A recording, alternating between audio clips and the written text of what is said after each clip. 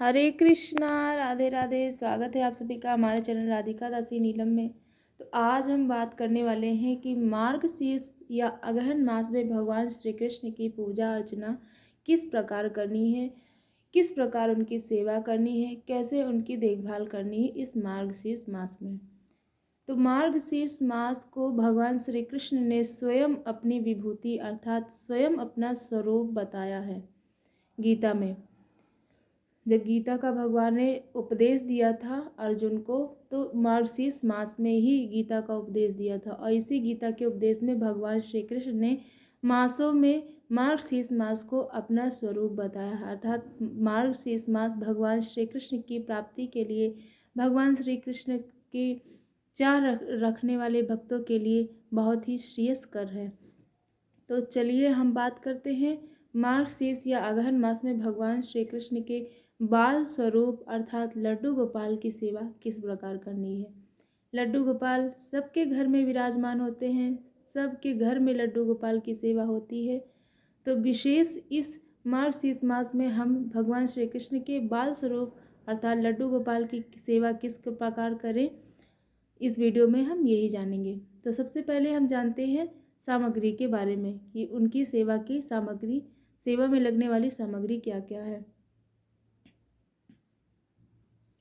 सेवा में लगने वाली सामग्री, सबसे पहले तो स्नान के लिए हमें एक कलश लेना है अर्थात लोटा बोलेंगे, लोटे में तांबे का लोटा।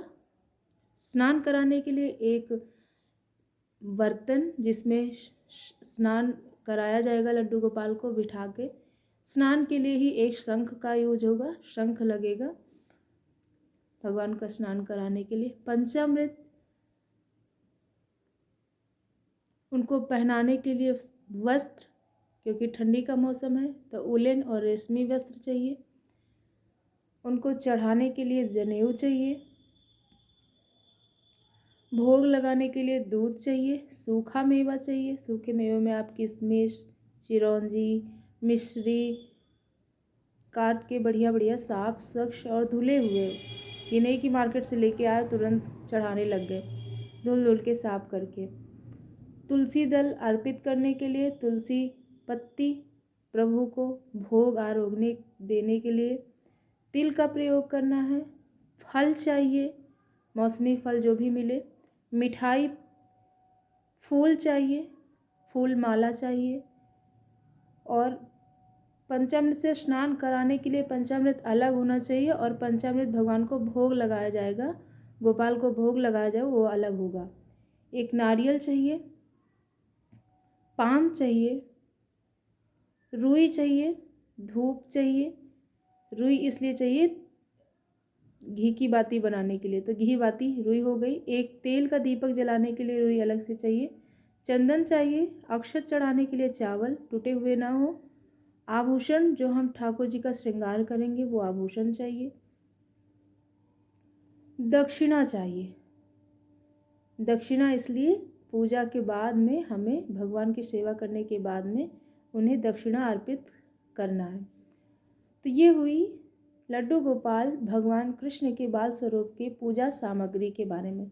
वैसे तो सभी लोग जानते हैं कि उनकी सामग्री में उनके पूजा के लिए क्या क्या यूज होता है, लेकिन विशेषकर मार्गशीर्ष मास में किस प्रकार पूजा करनी है उसके लिए मैं बता रही हूँ। और जो नए यूजर्स हैं, जो अभी नहीं जानते या अभी स्टार्ट कर रहे हैं लड्डू गोपाल की सेवा करना, तो ये मास उनके लिए भी बहुत अधिक लाभकारी होगा। तो अब चलते हैं कि भगवान कृष्ण की इतनी सारी पूजा सामग्री हो गई, हमें पूजा कैसे करनी है। तो उसके लिए हमें सबसे पहले इस पूरे मार्गशीर्ष मास में, ये नहीं कि केवल शुक्रवार, गुरुवार या सोमवार या मंगलवार या बृहस्पतिवार, ऐसा नहीं, पूरे मार्गशीर्ष मास में हमें ब्रह्म मुहूर्त में उठना है। ब्रह्म मुहूर्त सूर्य निकलने के 2 घंटे पहले का मुहूर्त होता है।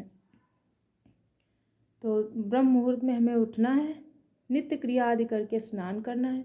स्नान करने के बाद हमें अपने घर को स्वच्छ करके ही स्नान करना, ये ध्यान रखना। ये नहीं कि आप झाड़ू नहीं लगाए और स्नान करके आ गए पूजा करने के लिए, ऐसा नहीं।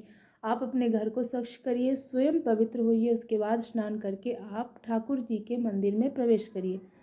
ठाकुर जी के मंदिर में प्रवेश करने के बाद आप मंदिर को अच्छे से साफ करिए। जो पहले दिन की पूजा के फूल हैं, आरती किए हुए पात्र हैं, जल रखा हुआ लोटा, वो सब आप हटाइए। फिर इसको धुलिए, साफ करिए, पवित्र करके फिर आप लेके आइए। पूजा की पूरी तैयारी करके आप बैठिए। उसके बाद पूजा की पूरी व्यवस्था हो जाने के बाद आप एक आसन लीजिए। याद रखिएगा कि पूजा के लिए हमें हर पूजा में, चाहे वो जिसकी पूजा, चाहे लक्ष्मी जी की हो, कृष्ण की हो, भगवान श्री हरि विष्णु की हो, शिव जी की हो, माता लक्ष्मी जी की हो, दुर्गा जी की हो, किसी भी पूजा के लिए हमें वस्त्र पहनने हैं। वो वस्त्र भी हमें नीले, काले, हरे ऐसे नहीं पहनने, हमें पीले वस्त्र या लाल वस्त्र पहन के ही पूजा करनी है श्री कृष्ण की। उसके बाद हमें आसन लेना, वो भी आसन पवित्र होना चाहिए, गंदा नहीं होना चाहिए। ये नहीं कि आपके आसन पे कोई और बैठता है और आप फिर उस आसन का यूज करते हैं तो वो अपवित्र हो जाता है, वो हमारे यूज में नहीं होता है। क्योंकि जब आसन का प्रयोग कोई अन्य कर रहा हो, अब उसी आसन का यूज हमने किया है, प्रयोग हमने किया, तो उसके परमाणु हमारे परमाणु आपस में टकराएंगे और हमें उस पूजा का फल नहीं मिलेगा। तो इसलिए आसन अलग होना चाहिए। तो हमें लाल या पीले वस्त्र धारण करने हैं, स्वच्छ साफ धारण करने हैं। उसके बाद हमें आसन लेना है। आसन के बाद हमें पहले अपना पवित्रीकरण करना है। यदि आपको पवित्रीकरण करने का मंत्र आता है तो आप मंत्र पढ़ें, वरना आप ओम पुंडरीकाक्षाय नमः, ओम पुंडरीकाक्षाय नमः यही कह के आप स्वयं पवित्र हो जाइए। फिर आप सबसे पहले आप संकल्प करिए। संकल्प हर पूजा में मायने रखता है, चाहे जिसकी पूजा हो, संकल्प करना बहुत ही ज़रूरी होता है, बहुत आवश्यक होता है। तो संकल्प करने के लिए हमें थोड़ा सा आचमनी से जल लेना है, फिर एक फूल लेना है, अक्षत लेना है, और उसके बाद एक सिक्का ले सकते हैं आप। उस जो आपने संकल्प के लिए सामग्री ली है उसे हाथ में लेके फिर ठाकुर जी से आप विनम्र निवेदन करें कि हे ठाकुर जी, हे भगवान श्री कृष्ण, मैं मार्गशीर्ष मास में आपका ये पूजन कर रहा हूँ। आप जहाँ पर हैं उस जगह का नाम, अपना नाम बोल के, पूरा मंत्र आप ना बोलें तो आप इतना कहें और कह दें कि हे प्रभु, ये आपके चरणों में समर्पित है, आप इसे निर्विघ्न पूरा करें। और आप ध्यान रखिए कि इस संकल्प को याद रखिए, आप ब्रह्मचर्य का पालन करते रहिएगा इस पूरे मार्गशीर्ष मास में, यदि आप इस तरह आराधना सेवा कर रहे हैं तो संकल्प आपको छोड़ देना है। उसके बाद आप सर्वप्रथम श्री गणेश की पूजा सब पूजा में होती है, तो उसी प्रकार हमें सर्वप्रथम श्री गणेश जी की पूजा करनी है। गणेश जी की पूजा के लिए हमें गणेश जी को स्नान कराना है। यदि हमारे पास बहुत अधिक समय नहीं है, हम स्टूडेंट हैं या कॉलेज जाते हैं या फिर कहीं जॉब पे जाते हैं या कोई और भी प्रॉब्लम है या समस्या है, क्योंकि अब ये समस्या ही कही जाएगी कि हम ठाकुर सेवा के लिए समय ना निकाल पाएँ, तो अगर ऐसी कोई परेशानी है तो हमें श्री गणेश जी को जल्दी से यदि करना है तो गणेश जी को हम विराजमान करेंगे। उसके बाद हम गणेश जी को थोड़ा सा फूल को जल में डुबोएंगे। उसके बाद ऐसे छींटा देके हम उनको स्नान करा देंगे, तो उनको स्नान कराएंगे। उसके बाद फूल अर्पित करेंगे, उन्हें दूर्वा अर्पित करेंगे, क्योंकि गणेश जी को दूर्वा अत्यधिक प्रिय है। तो प्रिय वस्तु गणेश जी की दूर्वा है, उसे चढ़ाएंगे। उसके बाद फूल चढ़ाएंगे, फूल माला है तो फूल माला चढ़ाएंगे, अक्षत चढ़ाएंगे, धूप दीप दिखाएंगे। उसके बाद हम भगवान श्री कृष्ण की पूजा आराधना करेंगे। तो उनकी पूजा के लिए सबसे पहले लड्डू गोपाल को आपने जो पहले वस्त्र पहनाए थे वो निकालेंगे, क्योंकि वो सो रहे होंगे तो उनको आपने जगाया होगा। जगाने के बाद उन्हें उठाया होगा, पानी पिलाया होगा। उसके बाद थोड़ी देर के बाद आपने नॉर्मल जल नहीं लिया होगा, क्योंकि ठंडी का मौसम है तो हल्का सा गुनगुना पानी यूज करना है। तो लड्डू गोपाल को उस पात्र में विराजमान करना है, जो प्लेट या थाली आपने ली थी उसमें विराजमान करना। फिर लड्डू गोपाल को ओम नमो नारायणाय नमः, ओम नमो भगवते वासुदेवाय नमः, श्री कृष्ण गोविंद हरे मुरारी, हे नाथ नारायण वासुदेवा, इन नामों से या इन मंत्रों से आप नाम जपते हुए भी या मंत्र जपते हुए भी आप ठाकुर का स्नान या लड्डू गोपाल का स्नान, भगवान श्री कृष्ण का स्नान करा सकते हैं। क्योंकि कहा जाता है कि पूजा के समय हमें मौन नहीं रहना चाहिए। तो हम इस तरह ठाकुर जी को स्नान कराएंगे। पहले शुद्ध जल से स्नान कराएंगे, फिर थोड़ा सा शुद्ध जल से स्नान कराने के बाद हमें पंचामृत से स्नान कराना है। पंचामृत से स्नान कराने के बाद हमें फिर शुद्ध जल से स्नान कराना, फिर उन्हें अच्छे से वस्त्र से पोंछना है उनका, फिर उनको वस्त्र पहनाने हैं, रेशमी वस्त्र पहनाने हैं, फिर उलन की ड्रेस पहनानी। ये ध्यान रखिए कि आप जहाँ रह रहे हैं वहाँ पर इस समय गर्मी है, ठंडी है, ये देखते हुए आप ठाकुर जी को वस्त्र पहनाएंगे। उसके बाद भगवान श्री कृष्ण का जो बाल स्वरूप है लड्डू गोपाल, उनकी हम सेवा करेंगे। आभूषण से उनको हार पहनाएंगे, कुंडल पहनाएंगे, मुकुट लगाएंगे, मोरपंखी लगाएंगे, चंदन अर्पित करेंगे, जनेऊ अर्पित करेंगे इनको। उसके बाद इनके आसन पर इनको विराजमान करने के बाद, इनका श्रृंगार किया, आसन पर विराजमान किया, उसके बाद इन्हें फूल माला चढ़ाएंगे, क्योंकि फूल माला बहुत अधिक मायने रखती है। फूलों की सुगंध ना गोपाल को बहुत प्रिय है, तो फूल माला चढ़ाएंगे। फूलों से श्रृंगार कर देंगे आसपास, क्योंकि फूलों से श्रृंगार ज़्यादा नहीं करना है, फूल ठंडे हैं, ठंडी का मौसम है, तो आप सिंहासन के आसपास लगा सकते हैं फूल माला चढ़ाएं। उसके बाद अक्षत चढ़ाना है, तिल के अक्षत जो लिए हैं अपने तिल, उसे चढ़ाना है।